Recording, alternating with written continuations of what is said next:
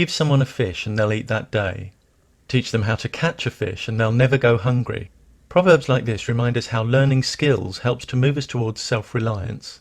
This is never more true than with critical thinking. Memorize the solution to a problem and you may master that particular problem. Improve your critical thinking and you'll give yourself the tools to create your own effective solutions to a multitude of unfamiliar problems.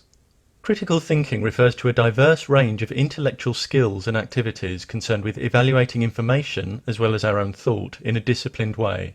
When we're willing and able to examine our own capability as thinkers, acknowledging problems and weaknesses, this can help us refine our thought processes so that we learn to think and assess information in a more comprehensive way that increases our ability to identify and reject false ideas and ideologies. Critical thinking isn't just thinking a lot. A person may spend a great deal of intellectual energy defending a flawed position or pursuing a question that actually needs reformulating before progress can begin. If they never examine possible flaws and biases behind their approach, that's not thinking critically. We must want to be better at thinking, to pinpoint and minimize any biasing influence on our thought from culture and upbringing, to seek out and be guided by knowledge and evidence that fits with reality, even if it refutes our cherished beliefs. Indeed, when we think critically, beliefs tend not to be cherished, but held on the understanding that if they're shown to be unfounded, a change of position is the most appropriate response.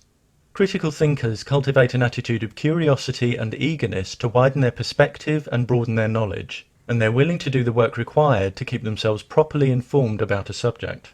They recognize that explanations must actually explain and be testable to be worthy of serious consideration, and that legitimate theories clearly define the circumstances in which they'll concede defeat.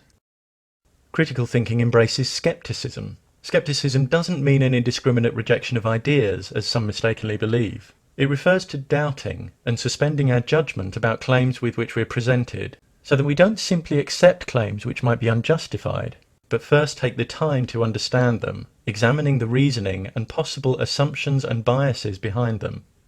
Reasoning behind factual claims should be based in sound, consistent logic, not on emotions and social pressure, because the truth value of factual claims isn't determined by the emotion that accompanies them, or the fact that they may be believed by certain social groups.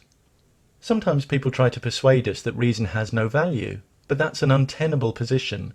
Arguing against reason is cutting off the branch on which you sit, using the very thing you're dismissing in order to construct a case against it.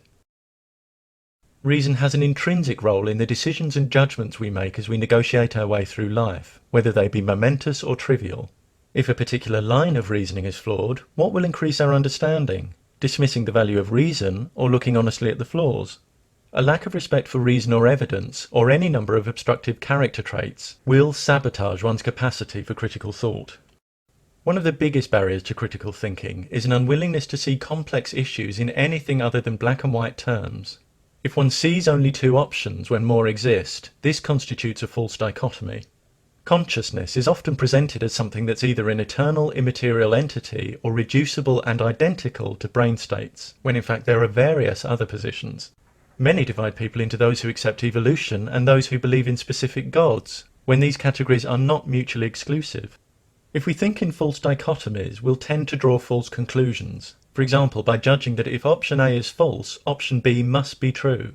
We may also misrepresent others by wrongly assuming that if they don't hold attitude X, they must hold attitude Y. Black and white thinking often reflects an underlying reluctance or refusal to deal with the uncertainty that results from complexity and an absence of definite answers. But leaping to flawed conclusions because you can't tolerate the ambiguity of not knowing is not about truth or curiosity, but comfort. The critical thinker can handle uncertainty, preferring to be aware of their own areas of ignorance, and they can wait for valid evidence and evidence-based answers. Critical thinking provides each of us with the keys for unlocking our own intellectual independence, leaving us willing and able to explore and solve problems for ourselves. It moves us away from rash conclusions, mystification, and a reluctance to question received wisdom, authority, and tradition. It moves us towards intellectual discipline, the clear expression of ideas, and the acceptance of personal responsibility for our own thinking. Communities in which individuals are eager to acquire and apply the best knowledge and reason in all fields and willing to acknowledge and correct flaws in their own thinking are better equipped to create more profoundly effective solutions to the challenges we face in living and living together. When we teach and encourage critical thinking, we empower individual lives and invest in our collective future.